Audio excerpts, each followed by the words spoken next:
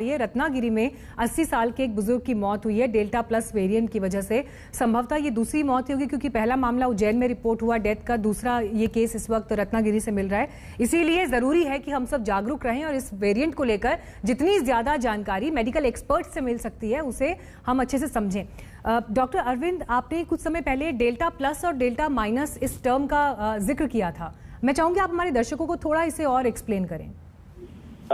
Actually Meenakshi जी, doctor Shashank ने इसका जिक्र सबसे पहले किया था, मैंने उनको कोट किया था। मैं बता देता हूँ कि जो डेल्टा वेरिएंट आया था जिसने हमारे देश में अप्रैल और मई में बुरी तरह से पूरे देश में ये जो सेकेंड वेव का कहर ढाया, ये लास्ट ईयर के ओरिजिनल वेरिएंट के मुकाबले कई गुना ज्यादा इन्फेक्शियस था। पिछले साल हजारों में ऐसे मामले थे जहां किसी परिवार का एक सदस्य इफेक्ट हुआ और उसने बाकी लोगों को इन्फेक्ट नहीं किया, तो इन्फेक्टिविटी कम थी। इस साल अगर परिवार का एक सदस्य इफेक्ट हुआ तो बड़ा रेयरली ऐसा हुआ है कि परिवार के बाकी सदस्य ना इफेक्ट हुए। कितनी सारी हाउसिंग सोसाइटीज में हमने देखा कि पूरे फ्लोर या पूरी सोसाइटीज में ज्यादातर लोग इन्फेक्ट हो गए। ये सब एक ही चीज दर्शाता था कि ये वायरस हाईली इन्फेक्शियस था।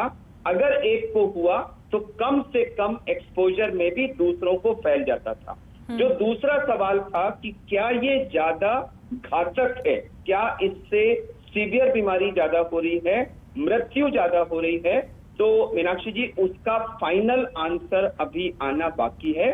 हमने हॉस्पिटल में सीवियर डिजीज के काफी केसेस देखे हैं, यंग लोगों में इस बार मृत्यु काफी संख्या में देखी है, लेकिन मैं ये कतई नहीं कहूंगा कि इस बार का केस ये वायरस ज्यादा घातक था, क्योंकि हो सकता है कि ये ज्यादा मृत्यु और ज्यादा मौतें हमने इसलिए देखी कि इस बार टोटल नंबर ऑफ केसेस पिछली बार से कहीं ज्यादा थे। तो ये शोध का विषय है और इस पे फाइनल आंसर आना बाकी है।